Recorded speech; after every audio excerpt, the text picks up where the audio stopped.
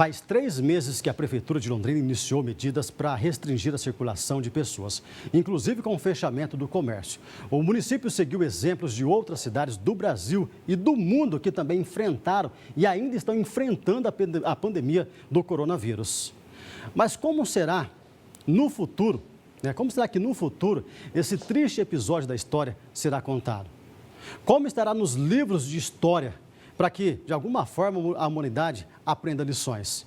Historiadores da UEL já analisam essas questões e estão em busca de respostas.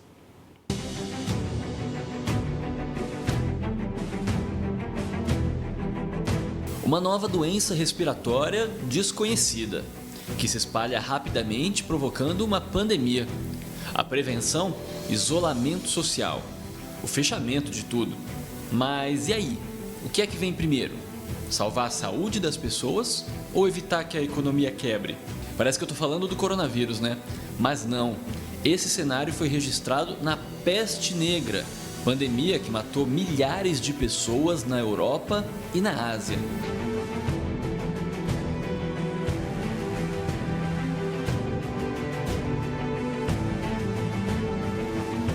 Ela entra na Europa em 1347 através de um grupo de genoveses que estavam fugindo de guerras, de uma situação, de uma crise na região do Mar Negro. E ela se instala primeiro, então, em Gênova, na Itália, e a partir dali ela se espalha pela Europa, sendo uma doença de alta mortandade. Ela se manifestava principalmente de duas formas, uma forma respiratória também, Quer dizer, as pessoas atacavam os pulmões, e uma forma na forma de bulbos, atacava o sistema linfático e formavam uma série de marcas no corpo das pessoas, que também criou o termo de peste bubônica. Para o professor, há muitas semelhanças entre a pandemia de peste negra, mais de 700 anos atrás, e a atual pandemia de coronavírus, tanto nas ações da população quanto nas ações dos governantes. O significado disso é que o ser humano continua repetindo as mesmas atitudes. Nos dá a impressão de que as coisas se repetem, mas na verdade é simplesmente porque nós ainda não desenvolvemos outras formas de encarar os mesmos problemas. Quando nós encaramos os problemas sempre da mesma maneira, parece que são sempre o mesmo problema, embora eles não sejam. Mas como o futuro vai retratar esse momento de pandemia de coronavírus, especialmente para quem não está vivendo essa situação atualmente? Essa é uma pergunta que muitas pessoas se fazem. E mais ainda, como seus filhos ou eventualmente seus netos, lendo algum relato sobre esse momento, vão ter a certeza de que aquilo é verdade. Para essa professora de História Moderna, o desafio de retratar o coronavírus futuramente pode não ser das tarefas mais difíceis, mesmo que a população tenha a impressão de que é um período extremamente complicado de ser relatado. Essa nossa época agora, a gente vai ver que a loucura é igual, Então todo mundo tem um medo terrível de dizer, nossa, como é que as pessoas vão retratar a história que a gente está vivendo agora no futuro? Como se a nossa história fosse cheia de coisas e a história do passado não fosse. Vocês vejam, 1660 na Inglaterra, os caras têm a peste, os caras cortam a cabeça do rei, os caras têm 3 religiões ascendendo, os caras têm a imprensa, a gráfica criada pelo Gutenberg altamente desenvolvida, eles têm a expansão marítima, Poxa, se descobre metade do mundo a mais, E ainda se ocupa esse espaço do mundo a mais, então quer dizer, acontece muita coisa e os caras dão conta de fazer um registro. A fonte de procura para a informação sobre o coronavírus no futuro deve ser basicamente a internet. E um problema muito recorrente hoje pode dificultar essa consulta. As famosas fake news, as notícias falsas disseminadas principalmente online. Para isso, além de buscar a história, vai importar também o processo por onde ela é procurada. E do mesmo jeito que pode haver fake news, pode haver fake history, pode haver uma fake história, pode haver um falseamento do passado na rede, não é? Como é que a gente foge disso? Será que a gente tem um fact-checker, como eles dizem, uma agência de checagem para a história também? Olha, não tem agência de checagem para a história, mas a gente sabe quem produz história profissionalmente, tá bem? Então a gente pode procurar grandes arquivos. Tem um grande arquivo brasileiro maravilhoso chamado Brasiliana. Se você quiser entrar lá, você entra lá e baixa a fonte que você quiser, online para você.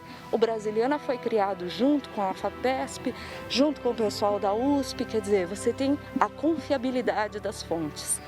Para fontes internacionais, por exemplo, quero dar uma olhada nas imagens da peste. Você pode entrar num portal muito legal que é o portal Europeana. Lá dentro você vai ter, por exemplo, o acervo do Vaticano para acessar. Então você vai conseguir ver uma história de verdade. Então, procurar grandes instituições, procurar quem faz isso profissionalmente é sempre a melhor recomendação. Como sociedade, fica difícil prever como vai ser o mundo após o coronavírus, mas é possível traçar um paralelo com as consequências que a peste negra causou no mundo naquela época. Existe uma série de paralelos que a gente pode traçar entre esses dois fenômenos, né? A velocidade com que ele se espalhou, por exemplo, né?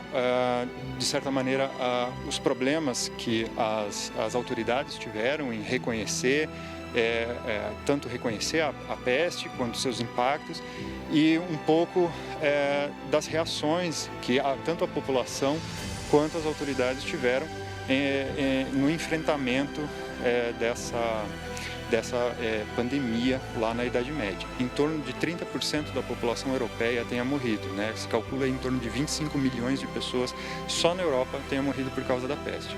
Então isso trouxe muitas consequências, tanto na organização social quanto na organização econômica. Um exemplo disso é que a partir do momento em que tem a peste, há uma pressão sobre os salários, por exemplo.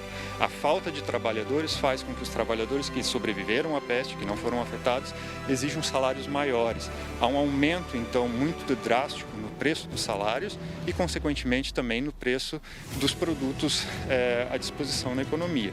Então, começam a surgir as primeiras legislações trabalhistas, né? Por exemplo, a Inglaterra, em 1349 e 1351, vai lançar duas legislações sobre os direitos trabalhistas. Em outros países, na época, também se fez esse mesmo tipo de legislação para tentar evitar que os salários se elevassem de maneira muito radical e, consequentemente, os preços, para melhorar um pouco a relação de consumo naquela época.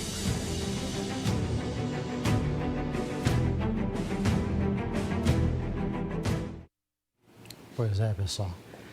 As próximas gerações, pode ter certeza absoluta, que vão lembrar dessa época através de livros, de histórias, do que essa geração nossa aqui viveu.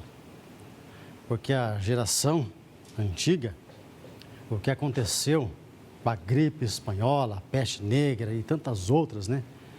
A gente não viveu, mas a gente leu muito, estudou muito, um massacre, né, que foi para a humanidade.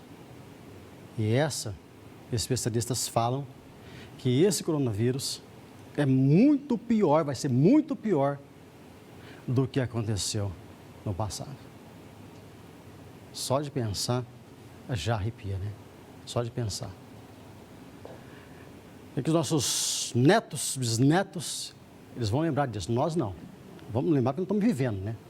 Mas aqui 30, 40, 50, 100 anos, a nossa futura geração é que vai estar contando a história que nós vivemos aqui. Que eu jamais imaginei na minha vida, lendo histórias antigas, que ia passar por uma situação como nós estamos vivendo hoje no Brasil, com esse coronavírus. Uma meta de muita reflexão para todo mundo.